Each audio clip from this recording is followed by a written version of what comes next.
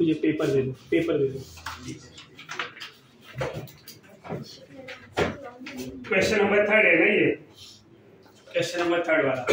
3 में अगर हम बात करें कि which lowest alkane is a optically active molecule, इसका मॉलिक्यूलर वेट भी फाइंड आउट करना है, ओके और उनका नेमिंग भी लिखना है। नेमिंग के लिए लॉन्गेस्ट चेन सेलेक्ट कर सकते हैं। यहाँ पे इथाइल है मतलब 2 कार्बन, ये 2 1 3 एंड 3 6, तो 3 थर्ड वाले कार्बन पे क्या अटैच है, मिथाइल, तो क्या लिख देंगे 3 मिथाइल हेक्सेन। मॉलिक्यूलर फॉर्मूला बना सकते हैं, समझ में आ रहा है। अब दूसरा ये भी दिया है कि अल्कोहल का कौन सा लोवेस्ट मॉलिक्यूलर फॉर्मूला जो रहेंगे, मॉलिक्यूलर वेट जो रहेंगे ऑप्टिकली एक्टिव। तो टेक्निक यही है, 4 डिफरेंट एटम और ग्रुप होने चाहिए। कार्बन पे एक हाइड्रोजन, दूसरा OH, तीसरा मिथाइल, चौथा इथाइल, ये ग्रुप ले लिया। अब इसमें ये क्या हो गया, कायरल हो गया। कायरल हुआ तो क्या हो जाएगा, ऑप्टिकली एक्टिव। इनका IUPAC नेमिंग करिए, 1 2 एंड 2 2 4, तो क्या नेमिंग होगा, ब्यूटेन 2 ऑल, ब्यूटेन 2 ऑल। तो butane 2 all is optically active. एक क्वेश्चन ये भी दिया हुआ है कि अल्काइल हैलाइड, अल्काइल हैलाइड का कौन सा लोवेस्ट मॉलिक्यूल ऑप्टिकली एक्टिव होगा। अब यहाँ पे भी सेम, पहले कार्बन लिखेंगे, कार्बन लिखने के बाद यहाँ पे हाइड्रोजन। अब हाइड्रोजन में चाहे फ्लोरीन या क्लोरीन ले लो, अगर मैंने क्लोरीन लिया इधर Cl, लोवेस्ट मॉलिक्यूलर वेट बोला है या क्या बोला है, मॉलिक्यूलर वेट बोला तो फ्लोरीन ले लो। अब यहाँ पे CH3 आ जाएगा, इधर क्या लिख दूं मैं, C2H5 या CH2CH3। अब ये कार्बन क्या हो गया, कायरल। अब कायरल कार्बन है ना, कायरल कार्बन है मतलब ऑप्टिकली एक्टिव। नेमिंग क्या होगा, 1 2 3 4, तो क्या लिखेंगे 2 फ्लोरो ब्यूटेन, क्या लिखेंगे 2 फ्लोरो ब्यूटेन, 2 फ्लोरो ब्यूटेन। समझ में आ रहा है या नहीं आ रहा।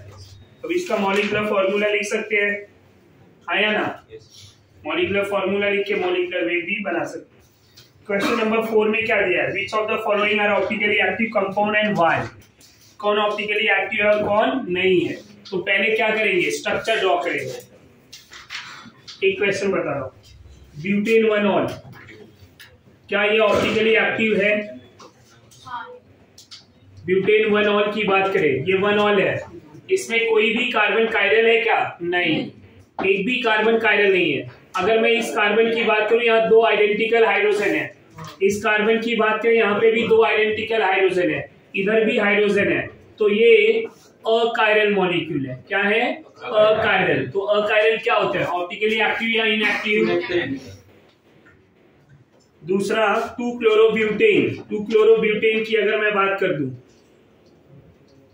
ये क्लोरीन इधर ना, ये CH2CH3 क्या हो जाएगा, ये कायरल है, तो कायरल है और एक ही कायरल कार्बन होता है, तो मोनोकायरल कार्बन इज ऑप्टिकली एक्टिव। तो ये मोनोकायरल कार्बन वाला कंपाउंड क्या होगा, ऑप्टिकली एक्टिव।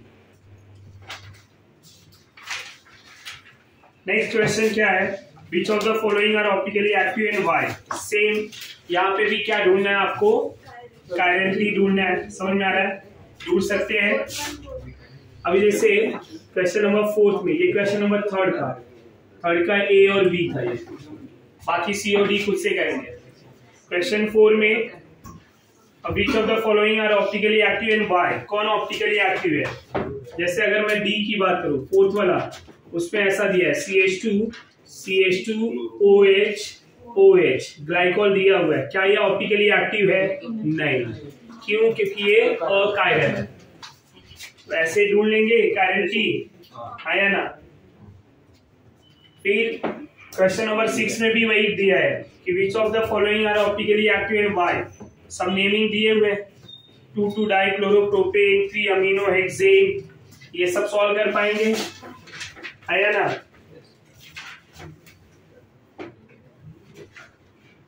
तो क्वेश्चन नंबर 6 की अगर मैं बात करूं, तो उसमें क्या दे दिया है कि find out the optically active molecule. तो ऑप्टिकली एक्टिव मॉलिक्यूल में अभी जैसे एक दिया है 3 अमीनो हेक्सेन, तो 3 अमीनो हेक्सेन मतलब ये मॉलिक्यूल ऐसा दिया रहेगा।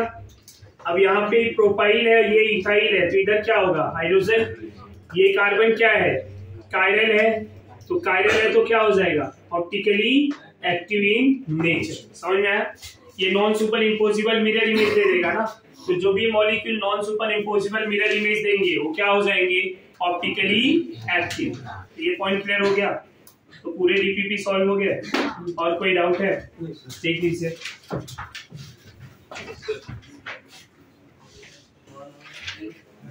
हम आगे डिस्कस कर रहे हैं, सेम एग्जांपल कंटिन्यू करने वाले हैं, राइट। कल हमने क्या डिस्कस किया था, conformation of ethane, right, ethane butane इन सब का कन्फॉर्मेशन डिस्कस किया था। आज मैं कुछ और मॉलिक्यूल ले रहा हूं। यहाँ पे मैंने जो है CHO लिया हुआ है और OH लिया है। ध्यान देना इसका कन्फॉर्मेशन कौन सा वाला स्टेबल होगा, इसके गॉच फॉर्म स्टेबल होंगे या एंटी फॉर्म स्टेबल होंगे। तो सबसे पहले हमें ये समझना होगा कि गॉच और एंटी में कैसे ध्यान देना है। आपको याद है, मैं यहाँ पे डायग्राम भी बना रहा हूं। सबसे पहले एक फ्रंट कार्बन ले लिया मैंने, राइट, फ्रंट मैंने ये CH2CHO वाला कार्बन लिया, तो इधर आ गया मेरा CHO। अब अगर मैं CHO को ओपन करना चाहूं तो ये डबल बॉन्ड O और इधर हाइड्रोजन है, राइट। यहाँ पे एक हाइड्रोजन, ये पर्टिकुलर कार्बन की बात हो रही है। जो बैक कार्बन है, रियर कार्बन है, रियर कार्बन का अगर मैं गॉच कन्फर्मेशन की बात कर रहा हूं, गॉच मतलब 60 डिग्री। अब एक हाइड्रोजन OH इधर आएगा 60 डिग्री, मतलब दोनों ग्रुप जो है यहाँ पे 60 पे है। ये OH आ गया, यहाँ हाइड्रोजन आ गया और ये हाइड्रोजन आ गया, राइट। ये गॉच कन्फर्मेशन है। अब ये गॉच कन्फर्मेशन में OH जो है, OH के बॉन्ड को मैं ओपन कर रहा हूं। अब हाइड्रोजन किससे प्रेजेंट है, ऑक्सीजन से, तो ऑक्सीजन डेल निगेटिव होता है। क्यों? मोर इलेक्ट्रोनिगेटिव एलिमेंट है, ज्यादा निगेटिव तो पार्शियल निगेटिव चार्ज, ये क्या हो जाएगा डेल पॉजिटिव। तो ये वाला हाइड्रोजन क्या करेगा, ये हाइड्रोजन और ये ऑक्सीजन आपस में एक फोर्स ऑफ अट्रैक्शन शो करेगा, जिसको बोला जाता है हाइड्रोजन बॉन्डिंग। तो यहाँ पे हाइड्रोजन बॉन्डिंग है, और अगर हाइड्रोजन बॉन्डिंग है तो ये कौन सा वाला कंफर्मेशन ज्यादा स्टेबल होगा, gauche. Gauche are more stable than anti. कब? जब हाइड्रोजन बॉन्डिंग होगा। ये पॉइंट क्लियर हुआ? तो गॉच आर मोर स्टेबल। अब एंटी की बात यहीं पे करूं तो ये C डबल बॉन्ड O, यहाँ पे ये H, हाइड्रोजन हाइड्रोजन। अब OH कहां पे आ जाएगा, एंटी पोजीशन पे, इधर हाइड्रोजन और यहाँ पे हाइड्रोजन। ये पॉइंट क्लियर हो रहा है? अब जरा ध्यान देंगे स्टूडेंट, यहाँ O और H के बीच में नो डाउट डेल प्लस और डेल माइनस और डेल प्लस तो है, राइट। बट ये हाइड्रोजन के आजू बाजू में क्या है, हाइड्रोजन ही है। क्या कोई इलेक्ट्रोनिगेटिव एलिमेंट है? नहीं। क्या यहाँ हाइड्रोजन बॉन्डिंग बनेगा? नहीं। हाइड्रोजन बॉन्डिंग कब बनेगा, जब ये H प्लस किसी मोर इलेक्ट्रोनिगेटिव से अट्रैक्ट हो। अगर यहाँ फ्लोरीन हो जाता, यहाँ कोई नाइट्रो ग्रुप हो जाता, ऑक्सीजन हो जाता, तो यहाँ हाइड्रोजन बॉन्डिंग होती, राइट। जैसे कि यहाँ पे ये वाला हाइड्रोजन डेल पॉजिटिव वाला इस ऑक्सीजन के पास आ गया। क्यों आ गया? Oxygen is a more electronegative, तो इन दोनों के बीच में क्या हो गया, force of attraction, and that force of attraction are known as hydrogen bonding. Clear हो रहा है? तो यहाँ नो हाइड्रोजन बॉन्डिंग, और जब हाइड्रोजन बॉन्डिंग होगा तो which one is the most stable, gauche form are most stable than anti form. समझा या नहीं? कोई कंफ्यूजन है? एक और एग्जांपल ले रहा हूं, आज का दूसरा एग्जांपल, CH2CH2। स्टेबिलिटी लिख दूं, नहीं लिखा तो भी समझ जाएगा ना। Gauche most stable than anti than partial eclipse than full. ये दोनों तो सेम ही रहेंगे, खाली फर्क इसी गॉच और एंटी में होता है या ना। अब यहाँ पे यही मैं CHO ले लूं और यहाँ पे क्या ले लूं, फ्लोरीन। आप बताइए कौन ज्यादा स्टेबल होगा?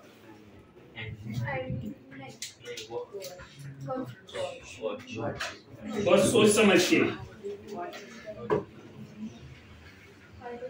C double bond O hydrogen, gauche है तो फ्लोरीन यहाँ पे आया ना, ये गॉच कन्फर्मेशन है।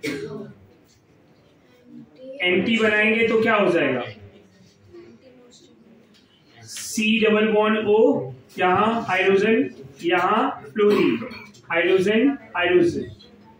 स्ट्रक्चर देख लिया तो अब तो बिना सोचे समझे बता देना चाहिए। चलो बोलो कौन सा ज्यादा स्टेबल है, वाई एंड टी, क्योंकि यहाँ पे कोई हाइड्रोजन बॉन्डिंग ही नहीं है, न तो गॉच में न तो एंटी में। और जब हमने पढ़ा है कि जब हाइड्रोजन बॉन्डिंग नहीं होगा तो anti is more stable than gauche, पर हाइड्रोजन बॉन्डिंग के केस में ऑर्डर क्या हो जाता है, change, gauche is more stable than anti. उसका रीजन ये है, दो बल्कि ग्रुप जो है एक दूसरे के 180 पे हैं तो रिपल्सन सबसे कम तो स्टेबिलिटी सबसे ज्यादा।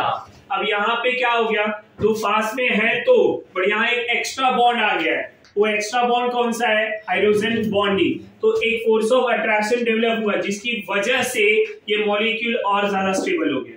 पॉइंट क्लियर हो रहा है। तो दिस इज द रीजन कि why gauche are more stable and now here why anti are more stable. ये पॉइंट क्लियर हुआ। तो एंटी यहाँ पे ज्यादा स्टेबल है। यहाँ पे स्टेबिलिटी के ऑर्डर की बात करें तो एंटी के बाद गॉच, गॉच के बाद पार्शियल, पार्शियल के बाद फुल्ली। ये स्टेबिलिटी ऑर्डर है। ये दो एग्जांपल बताए। लास्ट लेक्चर में भी हमने बहुत सारे एग्जांपल डिस्कस किए हुए थे। आज दो एग्जांपल आपको रिवाइज कराया ताकि आप टॉपिक से कनेक्ट हो सके। अब जो हम यहाँ पे डिस्कस करने वाले हैं, conformation of cyclohexane, new topic है ये। Conformation of cyclohexane, cyclohexane. हम साइक्लोहेक्सेन के कन्फॉर्मेशन की बात करेंगे। Conformation of cyclohexane. अब यहाँ पे ध्यान देना है आपको, साइक्लोहेक्सेन का स्ट्रक्चर आपको पता है, no doubt. 6 member cyclic ring, right. On each cyclic ring carbon there are 2 hydrogen, दो हाइड्रोजन है, समझ में आ रहा है। अब इनके हमें कन्फॉर्मेशन की बात करनी है तो हम आगे डिस्कस करेंगे इनके conformation. But before discussion of cyclohexane conformation, हम यहाँ पे स्टेबिलिटी ऑफ साइक्लोअल्केन की बात करेंगे। विच साइक्लोअल्केन आर मोस्ट स्टेबल, साइक्लोप्रोपेन ले लूं मैं, ब्यूटेन ले लूं, पेंटेन ले लूं, हेक्सेन ले लूं, कौन ज्यादा स्टेबल होगा? ये क्वेश्चन पूछा गया है आपके एग्जाम में। तो सबसे पहले मैं साइक्लोप्रोपेन ले रहा हूं और ये साइक्लोब्यूटेन, यहां पे साइक्लोपेंटेन, एक दूसरा साइक्लोहेक्सेन। समझ में आ रहा है? इस तरह से। अब यहां पे अगर मैं स्टेबिलिटी का ऑर्डर पूछूं तो स्टेबिलिटी का ऑर्डर ध्यान देंगे, एक नोट लिख रहा हूं। स्टेबिलिटी कैसे निकालेंगे? एंगल स्ट्रेन से। Minimum angle strain, minimum angle strain, strain maximum stability. जितना कम एंगल स्ट्रेन होगा उतना ही ज्यादा क्या होगा? स्टेबिलिटी। और इसका उल्टा, maximum angle strain, minimum stability. तो एंगल स्ट्रेन और स्टेबिलिटी एक दूसरे की क्या है स्टूडेंट? ये समझ में आया? Now how to calculate angle strain. Angle strain के लिए फॉर्मूला होता है हाइब्रिड एंगल, हाइब्रिडाइजेशन का एंगल, माइनस एक्चुअल एंगल, जो रिंग का एक्चुअल एंगल है, divide by 2, divide by 2। Hybrid angle minus actual angle divide by 2। अब अगर मैं बात करूं तो यहीं पे पहले लिखूंगा sp3 अगर हाइब्रिडाइजेशन है तो उसका बॉन्ड एंगल कितना आएगा? 109.5 ऑलरेडी पढ़ा चुका हूं, तो हम फाउंडेशन लेक्चर से ही बता रहा हूं मैं। sp2 अगर है तो यहाँ पे बॉन्ड एंगल कितना होगा स्टूडेंट? 120 डिग्री। समझ में आ रहा है? अगर sp है तो बॉन्ड एंगल 180, ये पढ़ा हुआ है, राइट। अब अगर बात करें रिंग का एंगल कितना होगा, how much angle present in a cyclopropane, ये साइक्लिक रिंग में इस साइक्लोप्रोपेन का एंगल कितना है? ये साइक्लोब्यूटेन का एंगल कितना है, ये एंगल कितना है और ये एंगल कितना। मैथ्स वाले हो तो मुझे बताने की जरूरत नहीं है।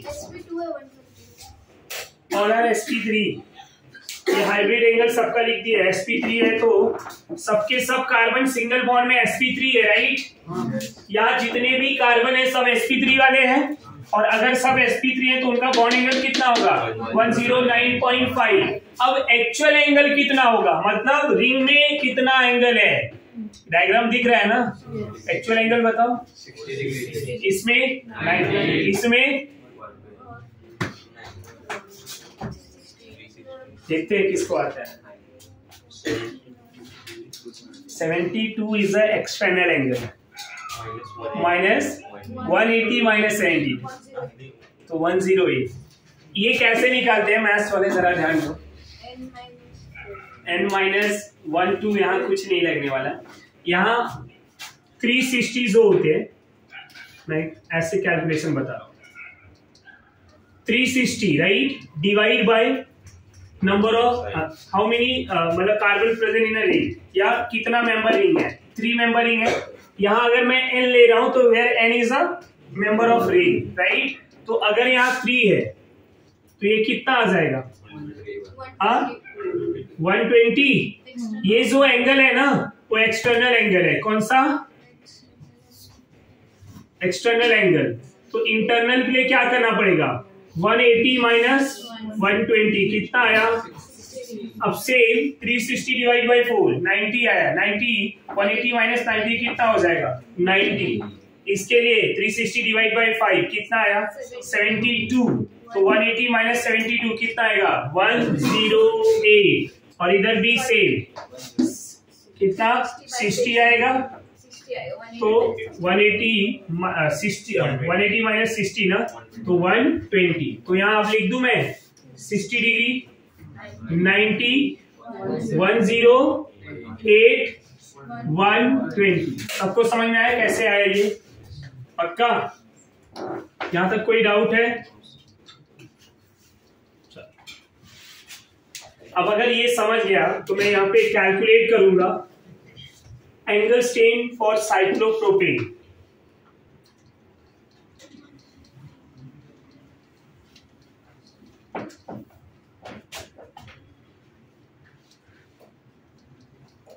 साइक्लोप्रोपेन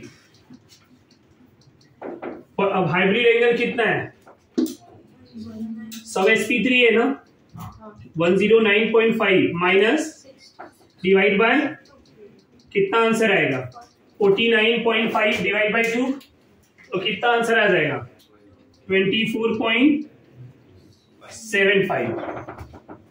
49 है 24.5 जो है 49 हो जाएगा, और ये 0.5 है तो उसमें 0.25 ऐड कर दीजिए। नहीं समझा। अब साइक्लोब्यूटेन ना कितना आ जाएगा 109.5 माइनस 90 डिवाइड बाय कितना आएगा आंसर 19.5। तो 19 के लिए 9.5, 0.5 के लिए 0.25 कितना आ जाएगा 9. समझ में आ रहा है या नहीं। साइक्लोपेंटेन 109.5 माइनस 108 डिवाइड बाई 2 कितना आया 1.5 0.75। साइक्लोहेक्सेन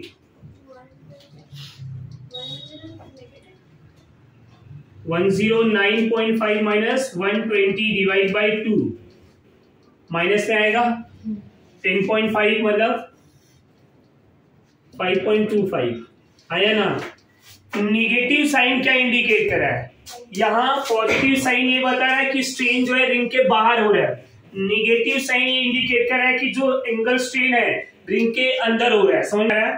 तो जितना मिनिमम एंगल स्ट्रेन होगा उतना ही ज्यादा क्या होगा स्टेबिलिटी। तो सबसे ज्यादा स्टेबल कौन होगा यहाँ पे, सबसे ज्यादा स्टेबल हेक्सेन। तो स्टेबिलिटी की अगर मैं बात करूं, cyclohexane are more stable than cyclopentane then cyclobutane, cyclopropane except. ये पॉइंट समझा या नहीं? कोई doubt? Cyclohexane, cyclopentane, cyclobutane and cyclopropane, ये स्टेबिलिटी ऑर्डर हो गया। तो अगर कोई आपसे पूछे कि ये साइक्लिक रिंग में कौन ज्यादा स्टेबल है, तो आप क्या देखेंगे? Angle strain. रीजन क्या देंगे? Angle strain. समझ में आ रहा है कि यहाँ पे एंगल स्ट्रेन मिनिमम, तो यहाँ पे स्टेबिलिटी मैक्सिमम। ये पॉइंट क्लियर हो गया। अब एग्जैक्ट कंफर्मेशन क्या है? जो साइक्लोहेक्सेन है ना, साइक्लोहेक्सेन 4 कंफर्मेशन देता है जो अपने सिलेबस में। One is a chair form, other one is a board form, next one is a twist board and half chair. ये 4 अलग अलग कंफर्मेशन देगा। तो अगर मैं बात करूं साइक्लोहेक्सेन के चेयर फॉर्म का, तो साइक्लोहेक्सेन यहां पहले ड्रॉ करूंगा मैं, और हर कार्बन पे 2 हाइड्रोजन होंगे, ये भी हमें पता है। समझ में आ रहा है या नहीं आ रहा है? हर कार्बन के 2 हाइड्रोजन ड्रॉ कर देंगे इस तरह से, राइट। हर कार्बन पे 2 हाइड्रोजन। अब इनके चेयर फॉर्म की बात करूं मैं, सबसे पहले chair form.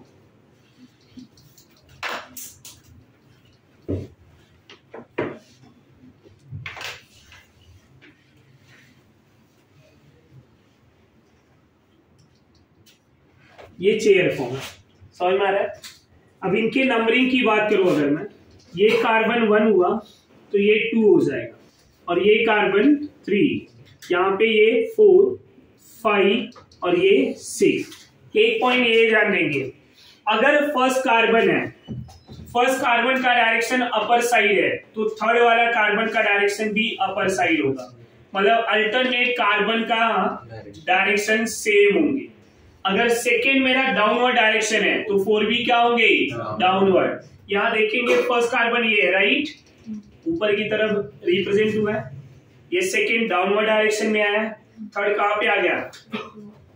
Fourth, fifth, sixth. ये समझ में आ रहा है?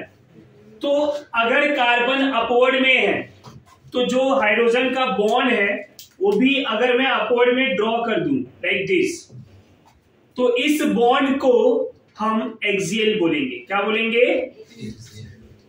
अगर कार्बन डाउनवर्ड में है, उसके हाइड्रोजन को डाउनवर्ड में रिप्रेजेंट कर दूं, तो ये वाला भी बॉन्ड क्या है?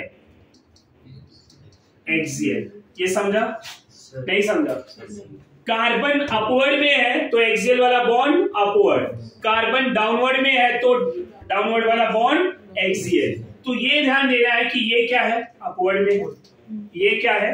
डाउनवर्ड में है, तो downward direction axial, upward direction axial. तो कार्बन का डायरेक्शन क्या है वो ध्यान देना। Getting my point?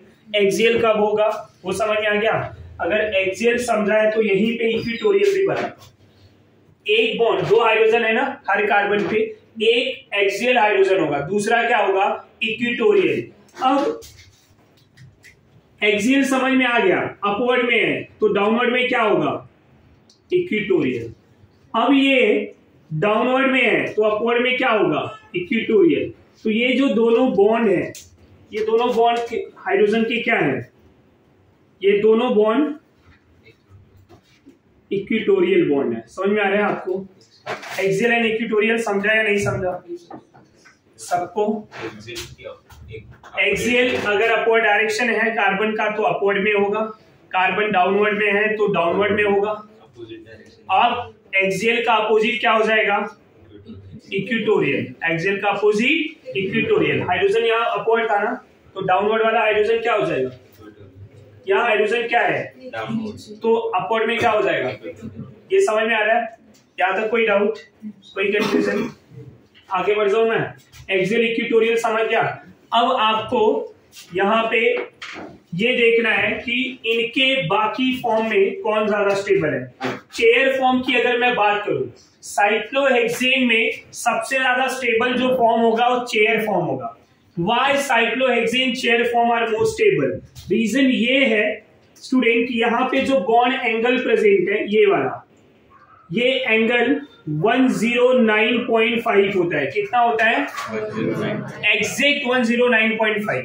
तो अगर मैं इस चेयर फॉर्म में एंगल स्ट्रेन निकालूं तो हाइब्रिड क्या है? sp3 है, तो sp3 का क्या होगा? 109.5। एक्चुअल एंगल कितना है? 109.5 डिवाइड बाई 2 कितना आ गया? एंगल स्ट्रेन 0, एग्जैक्ट 0 आता है। तो साइक्लोहेक्सेन के चेयर फॉर्म में, ये ध्यान देना, चेयर फॉर्म की बात हो रही है, चेयर फॉर्म में एंगल स्ट्रेन 0 आता है, जिसकी वजह से इसका चेयर फॉर्म सबसे ज्यादा स्टेबल होता है। Getting my point? ये समझ में आ रहा है? तो cyclohexane chair form are more stable. अब दूसरे फॉर्म की मैं बात कर लेता हूं। ये चेयर फॉर्म था ना, नेक्स्ट जो है बोर्ड फॉर्म। कौन से फॉर्म? अब बोर्ड फॉर्म में क्या होगा? लाइक बोर्ड क्या होता है? उसके इस तरह से अरेंजमेंट होते हैं।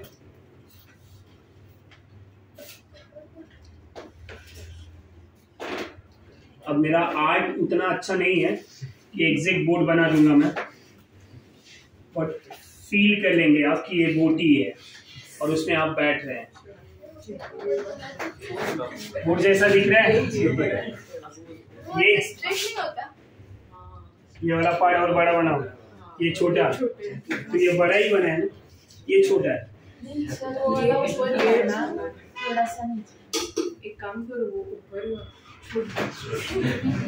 मैंने पहले ही बोला बोट को फील करना है कि ये बोट है। समझ में आया? अब मैं उसको फिर से बनाऊं, पर इससे अच्छा नहीं बनेगा, ये सबसे अच्छा है। सो नाउ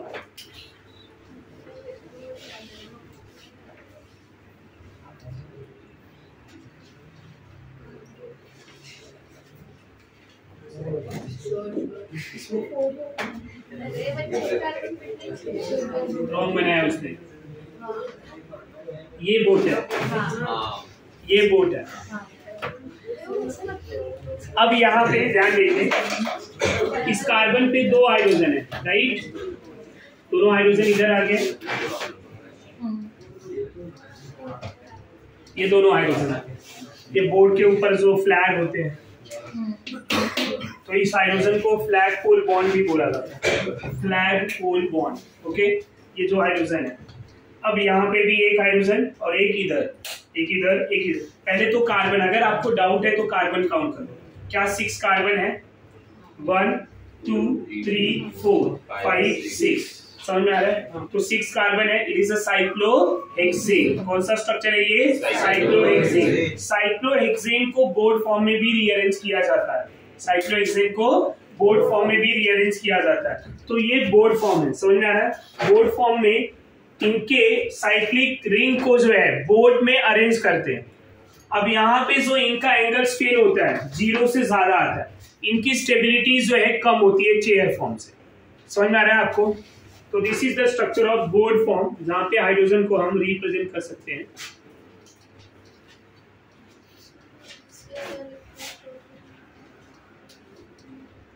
हाइड्रोजन पूरा नहीं भी लिखा तो भी चलेगा, आप खाली इतना रहना, क्योंकि नो डाउट आपको पता है कि यहाँ 2 हाइड्रोजन होंगे, यहाँ पे भी 2 हाइड्रोजन है, इधर भी और इधर। समझ में आ रहा है? तो this is the structure of board form of cyclohexane, board form of cyclohexane. ना कॉपी करेंगे।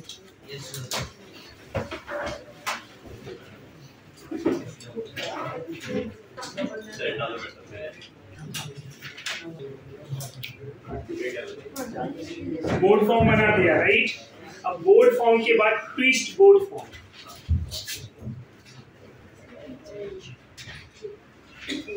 Twist boat form, twist boat form की अगर मैं बात करूं तो यहाँ पे जरा ध्यान दीजिए।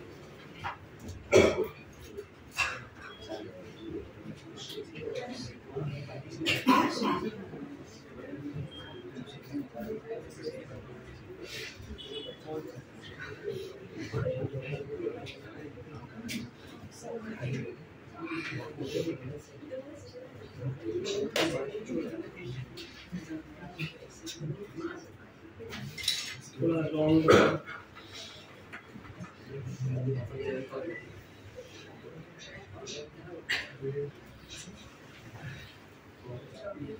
ये भी स्ट्रक्चर दिख रहा है, ये ट्विस्ट बोट है। ये समझ में आ रहा है स्ट्रक्चर कैसा बनाया मैंने? Like this. अब बोर्ड जो है ना, बोर्ड को हमने क्या कर दिया, ट्विस्ट कर दिया, तो इस फॉर्म को बोला जाएगा ट्विस्ट बोर्ड फॉर्म। कौन सा फॉर्म? Twist boat form. उसके बाद एक आता है half chair. Half chair, chair form देखा था, अब हाफ चेयर में क्या हो जाएगा, ये जो है ना, ये ऐसा ऊपर से जा रहा है और ये यहाँ से, तो ये भले यहाँ पे दिख रहा है कि ये कनेक्ट हो रहा है, पर ये बॉन्ड एक दूसरे के ऊपर से जा रहे हैं। समझ में आ रहा है आपको? इस तरह से ये ऐसा वाला बॉन्ड है, कनेक्ट तो है नहीं, बट आप देखेंगे आपको लगेगा कनेक्ट है। ये ऐसा नहीं है, इस तरह से। तो ये कार्बन ये मिला ऐसा जरूर है, बट ये ऐसा यहाँ पे 2D में है, राइट? 3D में ये इस तरह से जा रहा है। तो ये भी ये हाफ चेयर फॉर्म है। कौन सा फॉर्म है? Half chair. अब इसमें अगर स्टेबिलिटी की बात करूं मैं, सबसे ज्यादा स्टेबिलिटी किसका होगा? तो चेयर फॉर्म सबसे ज्यादा स्टेबल और सबसे कम स्टेबल हाफ चेयर। चेयर के बाद ट्विस्ट बोट आएगा, ट्विस्ट बोट के बाद बोट आएगा, एंड बोट के बाद हाफ चेयर आएगा। समझ में आ रहा है आपको? ट्विस्ट बोट के बाद हाफ चेयर आएगा। तो ये जो है ये स्टेबिलिटी ऑर्डर है। क्या है? Stability order of cyclohexane. ये 4 डिफरेंट कन्फॉर्मेशन है साइक्लोहेक्सेन के, in which chair form are most stable, reason angle strength chair form में सबसे कम, than twist boat, than boat, than half chair. एक क्वेश्चन यहाँ पे बनता है कि out of these 4 conformation which conformation of cyclohexane are chiral. तो साइक्लोहेक्सेन का ये रीअरेंजमेंट ऐसा हो जाता है कि ये कार्बन, ये जो ट्विस्ट बोर्ड फॉर्म है, twist boat form is a chiral in nature. समझ में आ रहा है? ये कायरल नेचर होते हैं, इनका non super imposable mirror image होता है। तो this twist boat form is a chiral in nature. ये पॉइंट समझ में आ रहा है आपको? तो अगर कभी पूछे कि कौन सा साइक्लोहेक्सेन के कन्फॉर्मेशन कायरल टी शो करता है, तो आप क्या बोलेंगे? Twist boat form. ये पॉइंट क्लियर हुआ? स्टेबिलिटी ऑर्डर किसका ज्यादा होगा? Chair form, then twist boat, then boat, then half chair. Chair सबसे ज्यादा स्टेबल, तो हाफ चेयर सबसे कम, फिर ट्विस्ट बोर्ड, देन बोर्ड। अब ये तो हो गया स्टेबिलिटी ऑफ साइक्लोहेक्सेन। अगर हमने साइक्लोहेक्सेन के ऊपर कोई सब्स्टिट्यूएंट ले लिया, तो सब्स्टिट्यूटेड साइक्लोहेक्सेन की अगर बात करें तो क्या होगा? Substituted cyclohexane.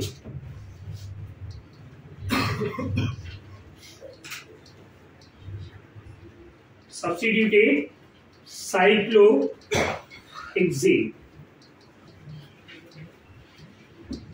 सब्स्टिट्यूटेड साइक्लोहेक्सेन में जैसे मैंने साइक्लोहेक्सेन के ऊपर यहाँ पे कोई एक्स ग्रुप ले लूं, एक्स इज एनी ग्रुप, तो इसका कौन सा वाला कन्फॉर्मेशन ज्यादा स्टेबल होगा?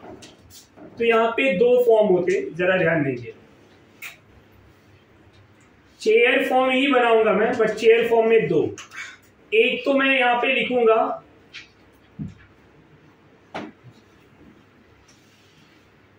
ये चेयर है, राइट? चेयर को अगर मैं फ्लिप कर दूं तो ये हो जाएगा फ्लिप चेयर, दूसरा वाला। तो ये वाला जो बॉन्ड है, जो बिगर बॉन्ड लेंथ है, तो यहाँ पे फ्लिप चेयर में क्या हो जाता है? ये छोटा और ये इस तरह से बिगर। ये चेयर और फ्लिप चेयर समझ में आया आपको? ये फ्लिप चेयर।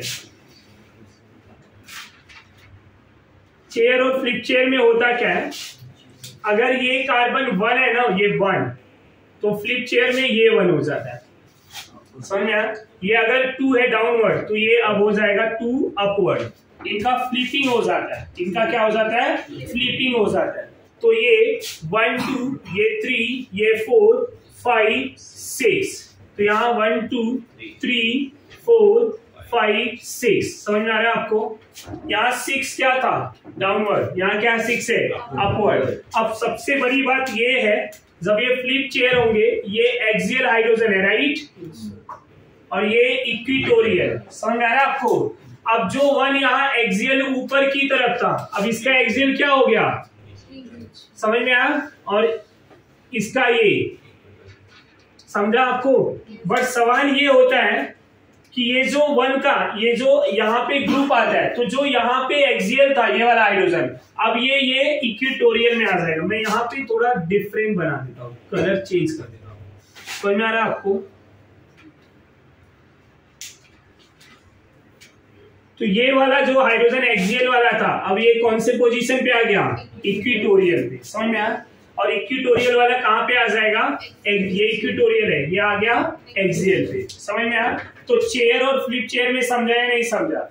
तो अब अगर ये चेयर और फ्लिप चेयर आपको समझ में आ गया, तो यहाँ पे जो सब्स्टिट्यूटेड साइक्लोहेक्सेन है, अगर इसके ऊपर कोई भी सब्स्टिट्यूएंट अटैच नहीं है, तो both are equally stable. Equally stable, दोनों क्या है, इक्वल स्टेबल है। समझ में आ रहा है? जब तक कोई सब्स्टिट्यूएंट प्रेजेंट नहीं है। पर अगर मैंने यहाँ पे साइक्लोहेक्सेन ले लिया, क्या ले लिया स्टूडेंट, और उसके ऊपर कोई भी एक्स ग्रुप ले लिया, अब क्या होगा कि एक्स वाला जो ग्रुप है अगर एक्सियल पे है तो लेस स्टेबल होगा, इक्विटोरियल पे है तो ज्यादा स्टेबल होगा। समझ में आ रहा है आपको? तो हमेशा यही ध्यान देना है कि ये जो ग्रुप प्रेजेंट होगा, ये ग्रुप किधर होना चाहिए, इक्विटोरियल। रीजन क्या है, एक्सियल पे रिपल्सन ज्यादा, एक्सियल रिपल्सन मैक्सिमम होता है तो स्टेबिलिटी मिनिमम, और इक्विटोरियल पे रिपल्सन क्या होते हैं, मिनिमम, तो स्टेबिलिटी मैक्सिमम। ये समझा? तो यहाँ पे ये जान लेना है कि ये जो एक्स वाला ग्रुप है वो किधर प्रेजेंट होना चाहिए, इक्विटोरियल पे। समझ में आ रहा है आपको? तो यहाँ पे एक्स ग्रुप को आपको देखना है, अगर चेयर फॉर्म में ये यहाँ पे है तो उसका चेयर फॉर्म स्टेबल नहीं होगा, तब क्या करेंगे, फ्लिप चेयर। और अगर ये चेयर फॉर्म में इक्विटोरियल पे है तो क्या हो जाएगा, ये chair form stable. Getting my point? समझ में आ रहा है? तो एक्स जो सब्स्टिट्यूटेड है तो हम वहां पे लिखेंगे इक्विटोरियल सब्स्टिट्यूटेड साइक्लोहेक्सेन जो है equatorial are more stable than axial. समझा आपको?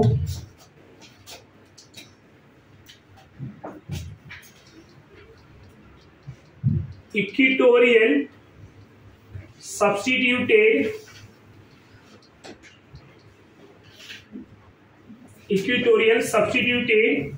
cyclohexane are more stable than axial substituted। समझ में आ रहा है? या equatorial substituted group are more stable than axial substituted group, axial substituted. समझ में आ रहा है या नहीं? तो इक्विटोरियल वाला ज्यादा स्टेबल होगा, किसके कंपेयर में, एक्सियल के। पर ये मोनो सब्स्टिट्यूटेड की बात हो रही है हमारी, मोनो। डाई में कॉन्सेप्ट अलग हो जाएगा जब दो आएंगे। अब यहीं पे अगर मैं बताना चाहूं तो ऐसे ले लीजिए,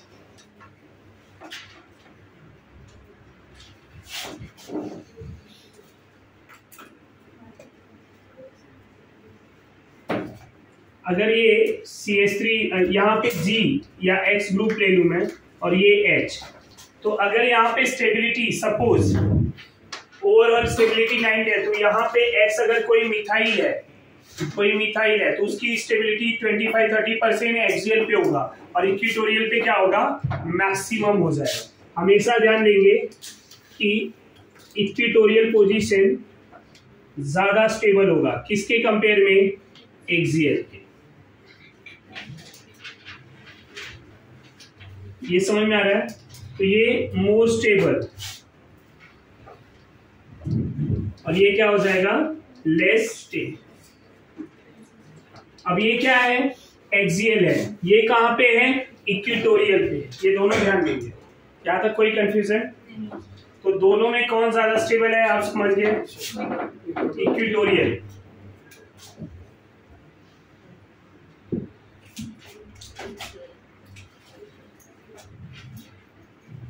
साइज ऑफ ग्रुप, ये एक्स जो है, size of group increases,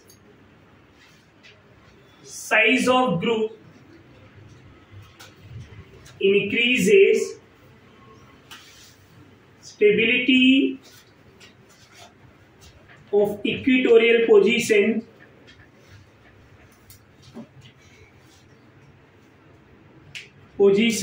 increases। मतलब जितना बड़ा साइज होगा, अगर यहाँ पे मैं मिथाइल ले लूं, राइट, यहाँ मिथाइल ले लूं, तो अगर ये 25% स्टेबल है 75, तो इथाइल में ये मोर देन 75 हो जाएगा, आइसोप्रोपाइल में भी मोर देन 75, पर अगर मैं टर्सरी ब्यूटाइल ले लूं तो 90% से ज्यादा हो जाएगा, 99%। समझ में आ रहा है? तो जैसे जैसे साइज बढ़ेगा इक्विटोरियल के परसेंटेज और बढ़ते जाएंगे और इसका परसेंटेज क्या होगा, कम होता जाएगा। समझ में आ रहा है? क्योंकि बल्कियर ग्रुप में साइज जब लार्जर होगा तो वहां पे रिपल्सन और ज्यादा होने लगते हैं। जितने छोटे ग्रुप हैं वहां पे उतनी ही कम रिपल्सन होगा, जितना बड़ा ग्रुप होगा वहां पे रिपल्सन उतना ज्यादा होगा। ये पॉइंट समझा? तो as the size of group increases, तो stability of equatorial position increases. ये पॉइंट क्लियर हो रहा है या नहीं? तो सबसे ज्यादा किसका होगा ये समझा? टर्सरी ब्यूटाइल अगर ले लूं मैं, तो टर्सरी ब्यूटाइल में यहाँ पे परसेंटेज कितना हो जाएगा, मोर देन 90, मोर देन 90। ये समझ में आ रहा है?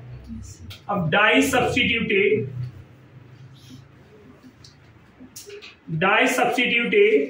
साइक्लोहेक्सेन,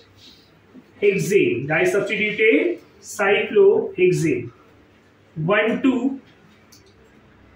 डाई सब्स्टिट्यूटेड ले रहा हूं मैं। क्या ले रहा हूं?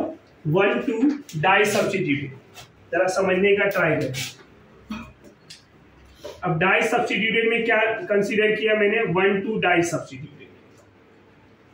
अगर ये पोजीशन एक मेरा एक्स इधर है और हाइड्रोजन इधर, एक्स का बॉन्ड ऊपर की तरफ है, समझ में आ रहा है? और दूसरा एक्स इधर है, वाई ले लेता हूं मैं, वाई इधर है और हाइड्रोजन इधर है।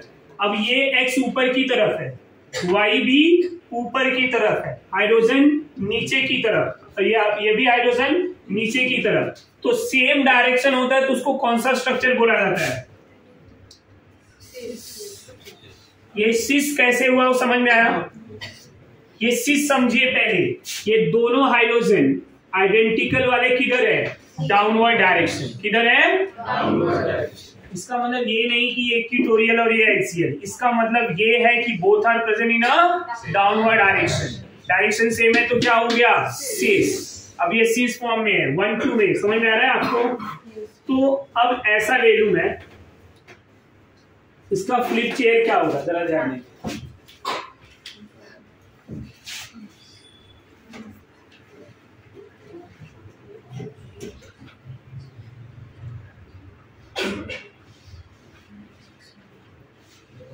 Like this.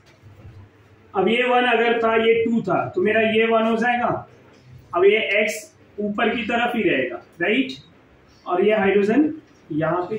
अब ये y ऊपर की तरफ है ना, समझ में आ रहा है? तो क्या हो जाएगा? ये आ जाएगा ऊपर की तरफ ही आएगा और हाइड्रोजन ऐसा। नहीं, ये y, हाँ बराबर, ये ऐसा हो जाएगा। समझ में आ रहा है? बट यहां जो इक्वेटोरियल था, अब ये क्या हो गया? एक्सियल।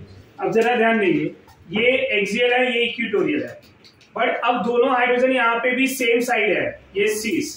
पर एक क्या है, ये बड़ा वाला ग्रुप इक्वेटोरियल पे है, राइट, और ये कहां पे है? एक्सियल पे है। अब दोनों की स्टेबिलिटी की अगर मैं बात करूं तो ये चेयर और फ्लिप चेयर में स्टेबिलिटी क्या होगी? सेम या डिफरेंट? ये सिस का चेयर फॉर्म है और ये सिस का फ्लिप चेयर फॉर्म है। यानी माय पॉइंट, अब मैं यहां से पूछूं कि चेयर फॉर्म ज्यादा स्टेबल होगा या फ्लिप चेयर, तो क्या बोलेंगे? Both are same. अब उसका रीजन समझिए। रीजन ये है, ये एक्सियल पे है, ये इक्वेटोरियल, यहाँ पे ये क्या है? इक्वेटोरियल, ये क्या है? एक्सियल। तो ये स्ट्रक्चर कैसा बना? Axial, equatorial. समझ में आ रहा है? ये क्या बना है? Equatorial, axial.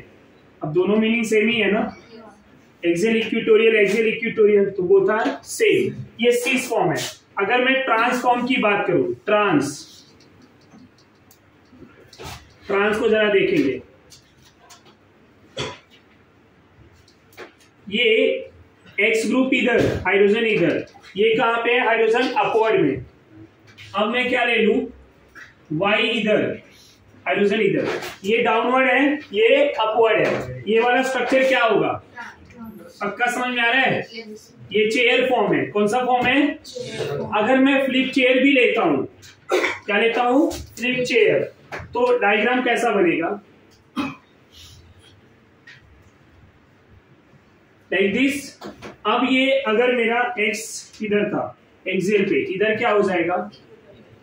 और ये हाइड्रोजन। अब ये वाई किधर है? एक्सियल, तो इधर कहां पे हो जाएगा? समझ में आ रहा है? अब दोनों कहां पे हैं? इक्विटोरियल, और दोनों सेम डायरेक्शन में। ये समझ में आ रहा है या नहीं? ये हमारा कहां पे है? और ये भी क्या है? ये सॉरी, यहाँ पे ये एक्स कहां पे था मेरा? एक्सियल पे, तो आएगा किधर? इक्विटोरियल। ये कहा था? इक्विटोरियल, आएगा किधर? एक्सियल। बराबर है। अब दोनों, ये भी अपवर्ड में है, ये भी अपवर्ड में है। समझ में आ रहा है? तो दोनों क्या हो गए? अपोजिट साइड में ना। ये भी ट्रांस, ये अपवर्ड हो गया, और ये कुछ तो गड़बड़ हो रहा है क्या? Just wait. ये तो मेरा दो हाइड्रोजन, ये डाउनवर्ड, ये अपवर्ड, ये ट्रांस हो गया। अगर मैं इसको घुमा रहा हूं, ये एक्स इधर आया इक्विटोरियल पे, हाइड्रोजन डाउनवर्ड में आ गया, ये डाउनवर्ड, और यहाँ बराबर है। और ये हाइड्रोजन कहां पे आएगा? जो हाइड्रोजन इधर था, ये ऊपर जाएगा ना, ऊपर ही जाना चाहिए।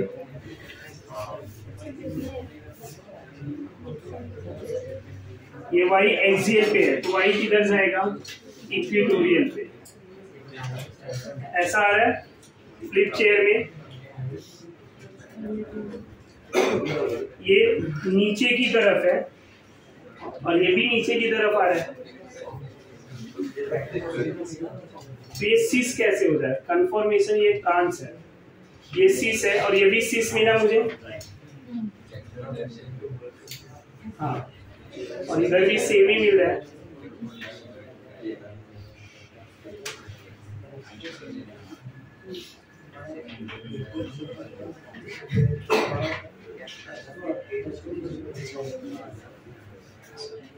ये हाइड्रोजन इधर है, तो ये किधर जाएगा?